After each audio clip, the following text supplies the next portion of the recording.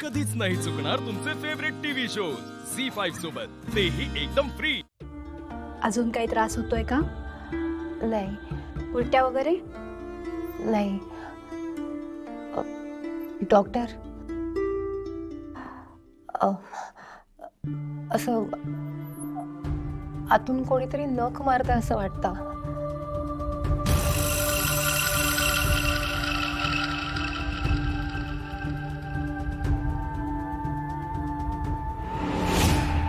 अजूनही त्रास होतोय का? नाही आता कमी। काळजी करण्याचं काहीही कारण नाही। हं? डॉक्टर पण बाळ अगदी व्यवस्थित आहे। पण मग असं अचानक इतक्या जोरात पोटात का दुखतं याच्या? असं होत राहतं आधीमध्ये, आणि मी सांगितल्याप्रमाणे तुम्ही डाएट फॉलो करताय ना?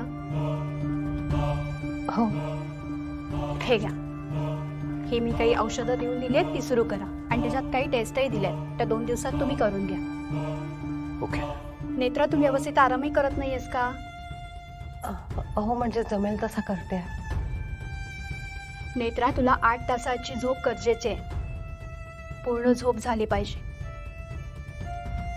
हं? आणि टेस्ट पूर्ण झाल्यानंतर तुम्ही येऊन भेटा, ओके? Thank you doctor. थँक्यू। सावकाश।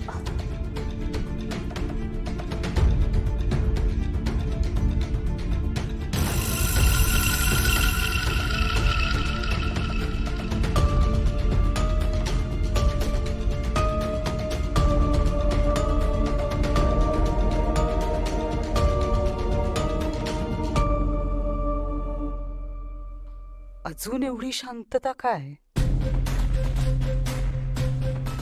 एव्हाना तर रडारड सुरू व्हायला हवी होती। नेत्राचं बाळ तर वाचूच शकत नाही। विषच मी इतकं जहाल वापरलंय। कदाचित घरी कळवणार नसतील, धक्का बसेल ना सगळ्यांना। ऍडमिट वगैरे केलं असेल का नेत्राला? काय झालंय नक्की? बघायला हवं, एकदा जाऊन बघायलाच हवं काय घडतंय ते। हा अद्वैत, बर हा हा हा हा ठीक आहे। तुम्ही पोहोचलात का? या, आम्ही इंद्राणीच्या रूम मध्ये आहोत। काय झालं भाऊजी? आधी काय म्हणाला? नेत्रा आणि नेत्राचा बेबी? काळजी करू नका, घाबरू नका, दोघंही ठीक आहेत। फक्त डॉक्टर म्हणालेत की काही टेस्ट करायचे आहेत, पण नेत्रा आणि नेत्राचं बाळ दोघेही सुखरूप आहेत। सगळेजण इंद्राणी त्यांच्या रूम मध्ये आहेत। मी तुला सोडतो आणि पटकन औषधं घेऊन येतो। नाही ठीक आहे, तुम्ही औषधं घेऊन या, मी जाईन। तुला खरंच बरं वाटतं ना आता? हो म्हणजे अचानकच दुखायचं थांबलंय, एकदम बरं वाटतं। बरं ठीक आहे, मी आलो लगेच।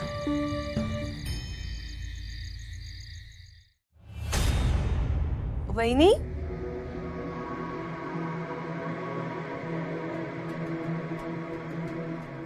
तुम्ही इथे आहात सगळे? अख्खं घर शोधलं मी।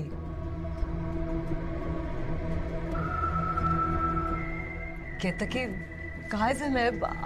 आधी नेत्रा कुठे आहेत? आधी नेत्रा आले नाहीत का अजून? का काय झालं?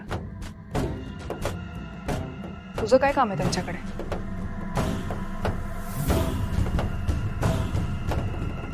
नाही म्हणजे शेखर, जेवणाची वेळ होत आली आहे ना, आणि आधी आत्ता कुठे गेला बाहेर आईस्क्रीम आणायला? नेहमी तर ऑनलाईन मागवतो ना, मग आता नेत्राला घेऊन कुठे गेला? म्हणजे ठरलेल्या वेळीच जेवतात ना सगळे। आपण सगळे एकत्र आहोत तर एकत्रच बसूया जेवायला, असं डोक्यात होतं। म्हणून म्हटलं तुम्ही शेखर फोन करा ना आधीला, बघा कुठे गेलाय, कधी येणार आहे। तुला भूक लागली असेल, जेवून घेतो।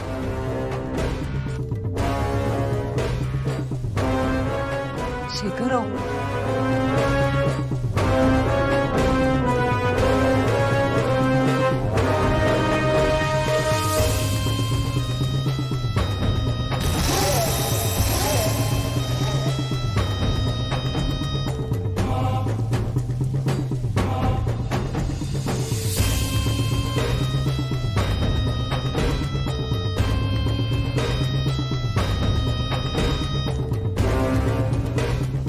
फाल्गुनीताई, आईस्क्रीम फ्रीजमध्ये ठेवलंय.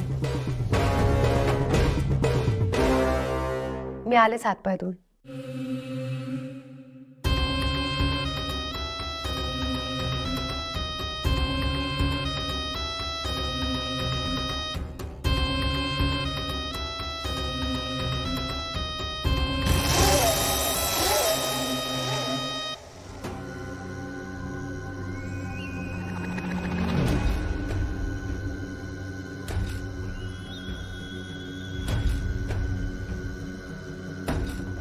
साहेब, तुम्ही पोहोचलात मेडिकलमध्ये? बरं, मी आहे खोलीमध्येच आहे, तुम्ही या. नेत्रा, तू ठीक आहेस ना? हो आत्या, मी एकदम ठीक आहे आता. अद्वैत कुठे आहे? डॉक्टरांनी काही औषधं लिहून दिली आहेत ना, ती औषधं आणायला गेलेत ते. बरं, तू आता आराम कर प्लीज. बरं, डॉक्टर काय म्हणाले? म्हणजे अचानक हे असं का झालं? खरं तर डॉक्टरांना सुद्धा कळत नव्हतं नेमकं काय झालंय ते.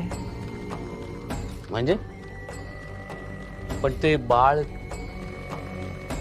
हा, म्हणजे डॉक्टरांना अंदाज येत नव्हता काय झालंय ते. पण मग त्यांनी काही टेस्ट केल्या, सोनोग्राफी सुद्धा केली. काळजीचं काहीच कारण नाहीये, बाळ अगदी सुखरूप आहे. पण मला असं वाटतं की तू हवा तेवढा आराम करत नाहीयेस. हो, आणि शिवाय तू जो सततचा स्ट्रेस घेतेस ना, तो घेणं थांबव आधी. बाबा, मी खरंच प्रयत्न करते आहे. पण आज हे जे काही झालं ते इतकं अनपेक्षित आहे ना, म्हणजे खरंच कळलं नाही नेमकं काय झालं ते. नेत्रा, कसे आहे? बरी आहे ना तू? हो, मी बरी आहे. पोटात दुखत नाही ना? नाही, आता अजिबात दुखत नाही आहे. अरे फाल्गुनी, खाली सगळं ठीक आहे ना? म्हणजे विरोचकाला डाऊट वगैरे नाही आला ना? नाही, उलटा विरोचक तर खूप टेन्शन मध्ये होता. का? माहित नाही, काकुमाच आहे विरोचकाबरोबर. बाजी बनवायला सांगितलं विरोचकाने काकुमाला.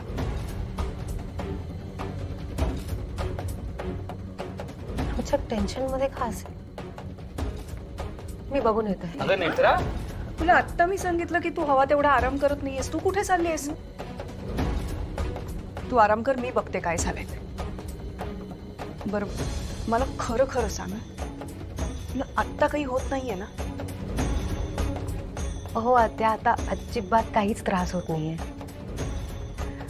मला वाटतं मी मगाशी कॉफी घेतली आणि मग लगेच ताईंनी दिलेलं ज्यूस घेतलं ना, त्यामुळे कदाचित त्रास झाला असावा. कदाचित. झी5 ॲप डाउनलोड करा आणि पहा सर्व एपिसोड्स एकदम फ्री.